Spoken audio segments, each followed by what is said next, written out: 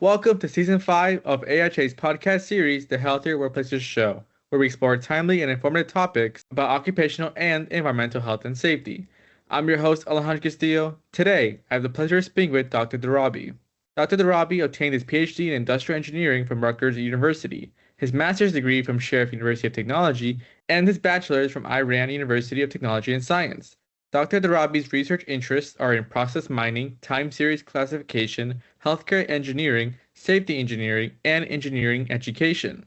His main research interest is in data-driven decision-making, with applications in healthcare, education, safety, and business systems. Dr. Darabi serves as professor and department head of mechanical and industrial engineering, as well as professor of occupational safety, environmental, and occupational health sciences at the University of Illinois Chicago. Dr. Darabi developed the first and only course focused on artificial intelligence in occupational safety and health. Today, we're here to explore why his 4-week course is valuable for industry professionals who want to better understand the role and influence of AI in occupational safety and health systems. Throughout the course, participants will gain a clear understanding of what AI is, how it works, and how it can be applied to help prevent or minimize the risk associated with common OSH hazards. Dr. Darabi, thank you for joining us today. Thank you for having me. Let's get started. What inspired you to develop the first course focused specifically on AI for occupational safety and health professionals? So we are in the middle of an AI revolution. So in the past 10 years, we have observed many AI technologies and products, and they have significantly affected our lives, both our professional and personal lives. So this impact is expected to continue and in the future. And basically, every day we see something new in AI. But I'm happy to say that the laws governing AI systems and AI products, they don't actually change. So even though the AI products are changing, but these laws and fundamentals are not changing. So there was no basically training that could cover these laws and fundamentals for OSH professionals. And that's the main reason we developed this course. Let's talk about the course. How exactly does this course change the way OSH professionals think about workplace hazards? So this course trains OSH professionals to identify opportunities where AI can help reduce, detect, control, and manage workplace hazards.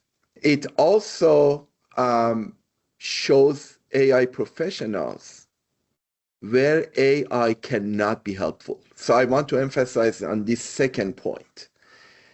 The fact is that if we don't understand where AI can be helpful, we will be basically risking money.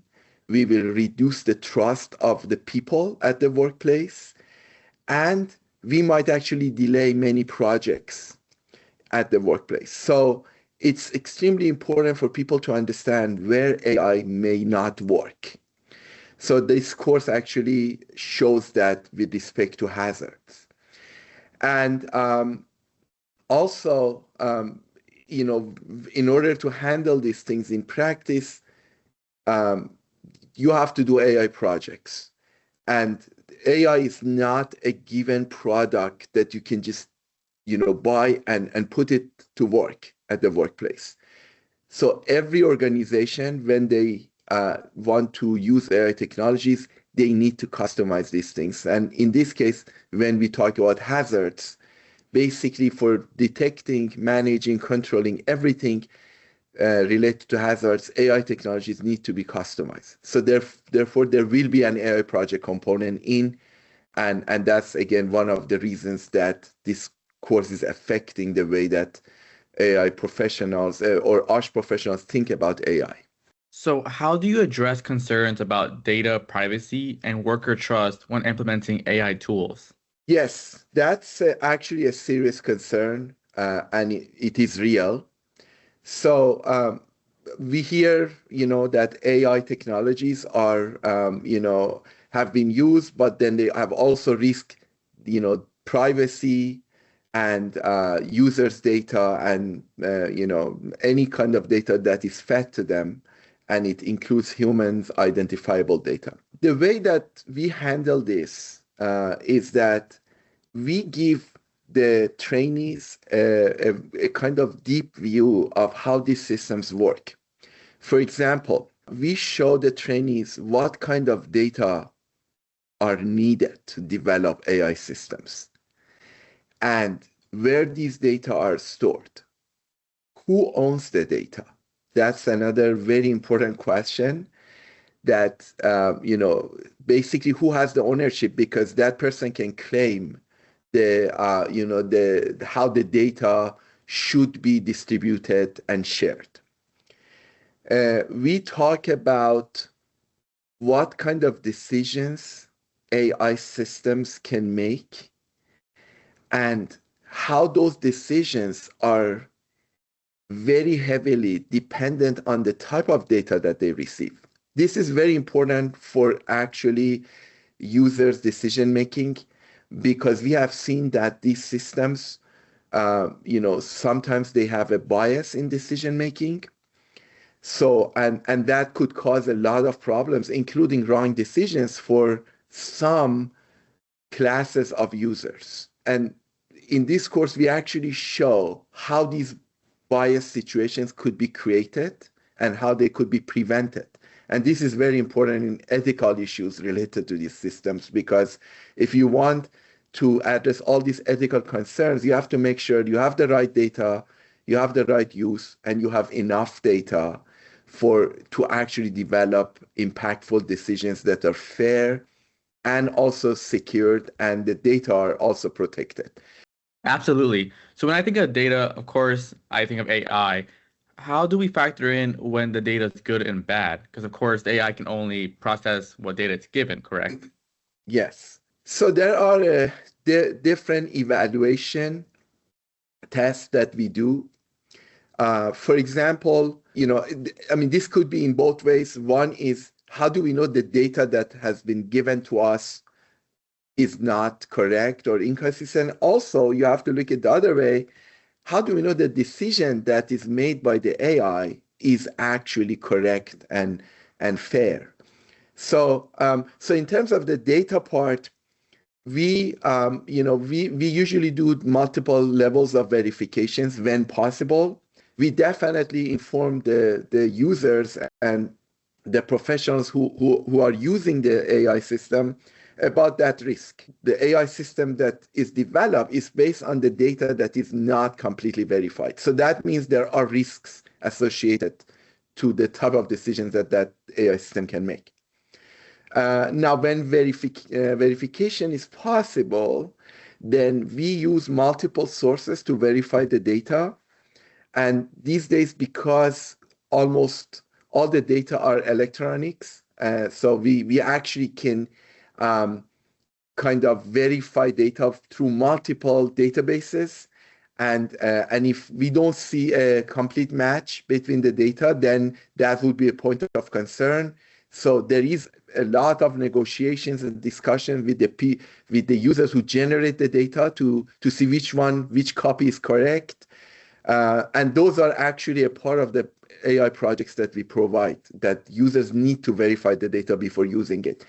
Then in terms of the decision part, we basically kind of talk with different people about which users will be impacted with the AI decision. And we make sure that from each category of users, we have some instances in our decisions. And if the AI cannot provide the right decision for a subset of the users or the people who are impacted by AI, that's a point of concern. And then we go back and we kind of, enhance the AI algorithms to make sure it works for every group of people. Those are different tests and evaluation methods that we do to make sure the AI systems are consistent and trustable. How exciting. It's very much a multi-step process. Yes. Do you find yourself buried under piles of time series data from direct reading instruments and real-time detection systems? Join the Making Practical Sense of Enormous Data Logs webinar on April 22nd and earn 1 contact hour. Discover the new peer-reviewed method by registering today. Now, this 4-week course is broken into 2 segments, the instructional segment and the class project. What can participants expect to learn during the instructional portion of the course? So I go back to what I said in the beginning, that we teach the students about the governing laws of AI. So basically the first part talks about those laws. It starts with the definition of an AI system. Basically, we talk about what an AI system is by distinguishing that from a computer code. Because many people think that when we talk about AI, we are talking about a computer that we ask questions and it answers to us because it's intelligent. The fact is that that is just a part of an AI system. There are multiple layers of an AI system, including the system that is affected by the AI itself. For example, for OSH professionals, these could be the hazard systems, right? Like the systems that have the hazard. And we talk about, okay, what is the system that you actually want to use the AI for? Now we want to put the AI on the top of the system. So what is that system? What are the data that are coming from that system? And how are we going to read that data? That's very important because many AI systems use automated data collection and detection. So it's very important to understand what these data are, how they are read, what sensors are needed, what kind of human intervention is needed. And then when all these data are fed to the AI algorithm, and that's usually what people think about AI, it's like a computer code. When the input data are fed to that, then that AI algorithm needs to make a decision. And now that that decision is made, how do we know that decision is actually correct, is trustable? And after we make sure we can trust it, how are we going to send it back to that system that is going to use that decision, right? That itself requires an additional layer. So if you put this whole loop together, that's an AI system. We actually talk about that, and we show how it applies to different system types, specifically related to OSH applications. For example, we have real-time decision-making. Imagine that you have a system that we want to make sure workers are compliant with the outdoor personal protective equipment requirements. For example, they're wearing hard hats, they're wearing, gloves, all these personal protective equipment. So there are AI systems that actually can be used for monitoring the situation and warning the workers if their PPEs are not in place or they are not appropriately used. So we talk about different AI systems. So these PPE detection, monitoring, they are real-time systems. When we talk about offline systems, where we go through, for example, thousands of safety accident reports, and we try to identify the root causes of these accidents. This is something that is very challenging, and AI products can actually help a lot with this, even though they are not the final decision maker in detecting these things, but they are assisting us professionals in identifying root causes. We call these offline systems, and there are many of them. And then we go to the education systems. The fact is that in many cases, we don't want workers to experience a real system without being trained in that first. For example, a worker that drives a tractor in an agricultural field, there's a lot of accidents associated to tractors hitting other people. And even the workers falling from the tractor, and there's so much safety concerns related to that. So there are actually education systems that we use AI to train these drivers before even actually trying a real tractor. And you can extend that to excavators, you can do it to construction equipment, mining. No matter where you go, there are training modules. Basically, the core of them are AI systems and their use. And finally, we use AI for human out-of-the-loop systems. Imagine a radioactive system. Now, you don't want to send humans in because if radioactive is there, I don't think you can actually have a long-term solution to protect the workers. So in these cases, we can use robots to perform the same operations, and they are not, of course, affected by radioactive. So we call these human out of the loop, and all these robots are AI-based robots. So we teach these systems in that first part of the system. We also talk about pipeline projects, and this is, as I mentioned, all AI projects should be customized. And that means no matter you want it or not, if you are an OSH professional, you will be involved in these projects, in developing them, in testing them. So it's very important for OSH professionals to understand how these projects are done, what steps they need to take, what roles they need to play, who are the other people who actually contribute to these projects, how they should communicate with those people.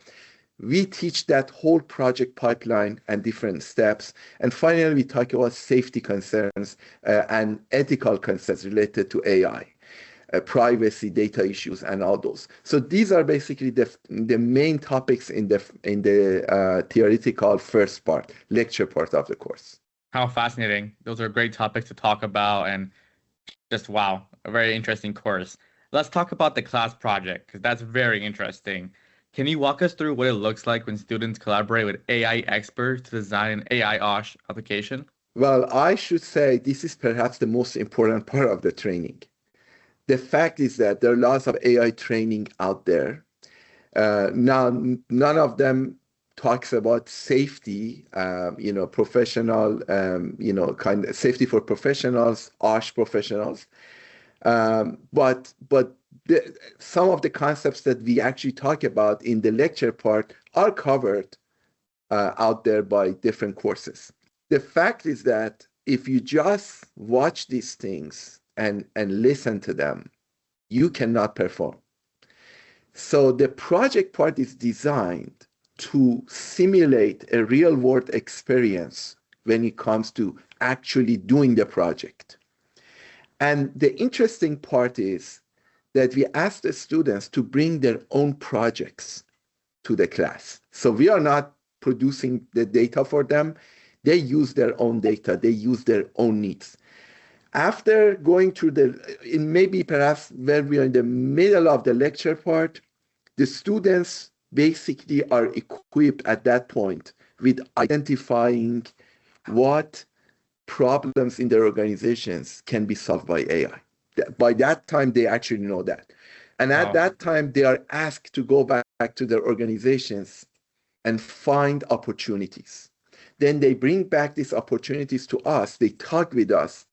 When I say us, because it's basically the instructor who's me, and then there are some AI experts. These are the people who actually have developed a lot of AI applications. So we sit down with each student or each group of students, because some of these projects are group-based, team-based. So we sit down with the team. They talk about the project. They talk about the data they have. They talk about the goals they are trying to achieve by doing that project. And we basically go through a lot of discussion with them. These are dedicated per group, per student. And we finalize a project definition. Then these students start actually bringing their data in, modeling them, using the AI experts. AI experts have significant input in that. And they actually go through the project pipeline that we covered in the lecture part, and they actually implement that pipeline. This is super important, even though we have 4 weeks of the class, and that is not enough to start and finish a AI project completely, but they go through the main steps. And many students who actually finish this course, they take the project course back to the organization, continue and implementing it from there.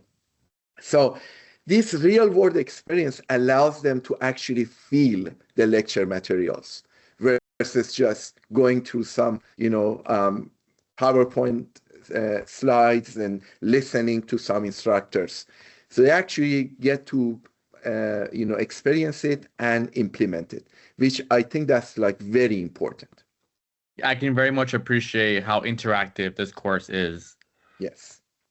What kind of workplace problems are students bringing into the course to solve? Is there one example you can bring up?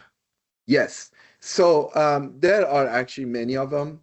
We have had projects related to personal protective equipment where students examined AI modules that could put into their systems and detect the risk associated to the lack of compliance with PPEs, personal protective equipment. We have had projects that students basically mined different reports in their organizations and try to identify, what are the reasons for a given kind of accident in their workplace or, risk associated to that kind of accident. We have had people from construction. We have had people from transportation. And definitely industrial hygiene, chemicals, protections. So these are some kinds of projects that have been handled. And then if I want to generally just say that some of the newer projects that we have are related to large language models. These are basically, I would say in the next 5 years, every organization will be working with these large language models, especially in the occupational safety part. So this become like the same way that we are using word processing, like Microsoft Word and Microsoft PowerPoint.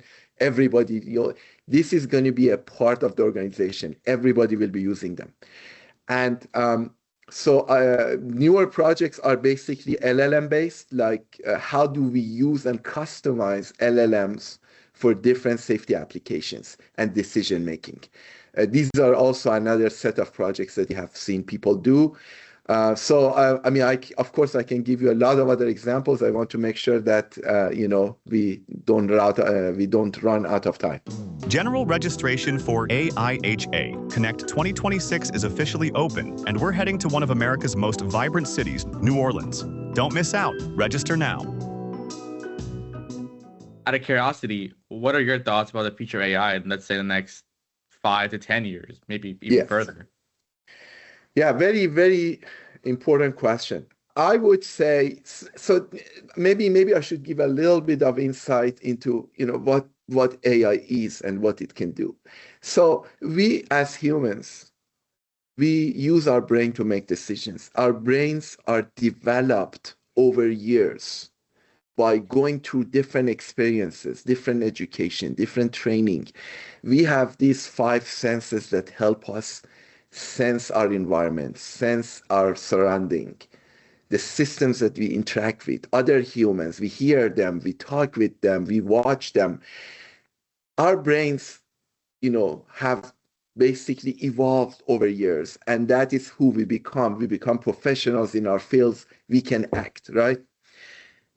So now, if you look at AI systems, that's exactly what's happening there too. The difference is that AI systems don't have our senses, right? And they don't need to wait for many years to learn. And the other important feature that we have, and it's actually a limitation for us, is that our brain is not connected to other brains, right? So whatever I learn, I have to use my own brain to make that decision. If I want to consult with somebody else, indirectly, I'm using their brain too, but I have a limitation. How many people I can consult? How many people I can get knowledge from? There's a lot of limitations. AI systems don't have any of these things. First of all, yes, they don't have our senses, but they have access to our information. The fact is that the many humans that we call them domain knowledge experts, they have already provided everything that they know in different ways. You go to Google, you go to the papers we have published, you go to databases that we have developed. These are all domain knowledges, right? So they're all out there. AI systems get connected to these things. They learn. Now, the fact is that these are not just products of one person. They're products of so many experts. And AI experts have access to all of them, right? They get to know them. The other thing is that we have a memory limit. How many languages, how many words I can remember, how many languages I can speak with, right? So I have a memory limit. Again, AI systems don't have that limitation. So if you put all these things together, you will see that there are things that those systems can do better, right? But there are things that those systems cannot do. Those systems have a hard time in solving a problem when they're seeing it for the first time. We don't have that problem. In many cases, we can actually learn as we are seeing the problem. Those systems can't. In many cases, those systems might not be aware of human concerns, privacy issues, and those things, because they cannot feel that the problem. And it's very hard to actually convert those things to knowledge that those systems can use. And we are there. So there is a huge list of things that they can compare. What we can do, they cannot do. What they can do, we cannot do. But the fact is that in terms of AI features that you ask, we should know what are the things that those things can do and accept that as a part of our real life. The sooner we accept that, the more progress we make. And when they cannot do something, that is when humans go in and say, this is the part that humans will do. And remember, we do all these things to make sure we have better lives. And I should say that the people who deal with AI should always have that concern in their mind, that at what point that goal of humans having a better life might be violated, because that could happen. If we don't regulate these things, if we don't watch how these things are working, we might actually harm humans. So this is a very complex problem, and the only way to understand it is really to learning how it works. And that's really this training. Absolutely. So you already touched upon it a little bit, but how do you envision AI influencing industry best practices in the future? Yes, that's already happening because, as I mentioned, large language models are becoming kind of a standard thing in many organizations, both private and government. They are still in a work in progress. So what large language models that you see today might be different from what you see 1 year from now, 2 years from now. This thing is changing every day. Many organizations, including the Department of Labor and National Institute of Technology and Standard and Technology, NIST, they have already created standards for AI training, for AI privacy, security concerns, and all those things. So the government has already started. It's there. The AI products are out there. There is no mandatory kind of AI compliance kind of rule yet, right? But these things would happen very soon. And there is no doubt that there would be many more AI systems. There would be many tasks that AI system will do. Maybe they are not doing it right now.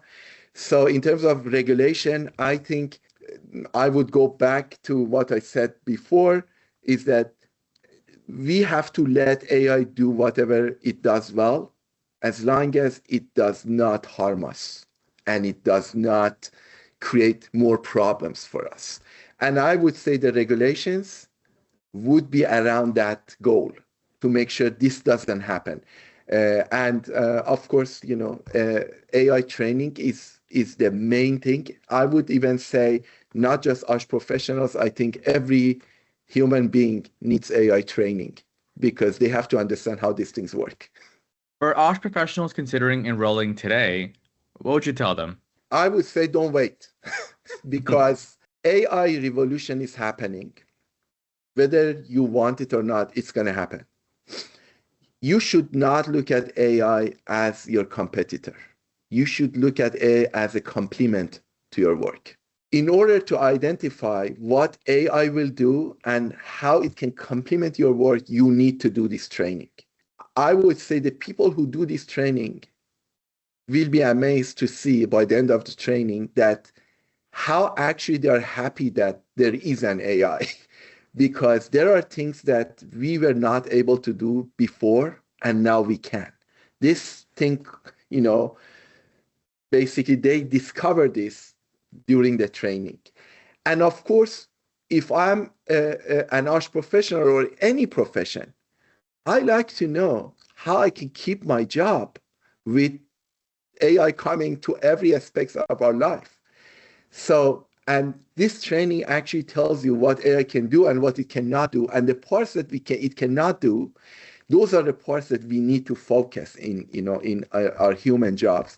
And of course, the parts that it can do, it requires human intervention as well. How do we do that intervention? How we use AI as our assistant? That is also very important. And this training actually provides that knowledge and training. Dr. Darabi, thank you so much for joining us today. Thank you. That wraps up today's episode of the AIHA's Healthier Workplaces show. To learn more, visit the AIHA website and follow us on social media. Thank you for tuning in, and as always, remember that healthier workplaces mean a healthier world. Until next time.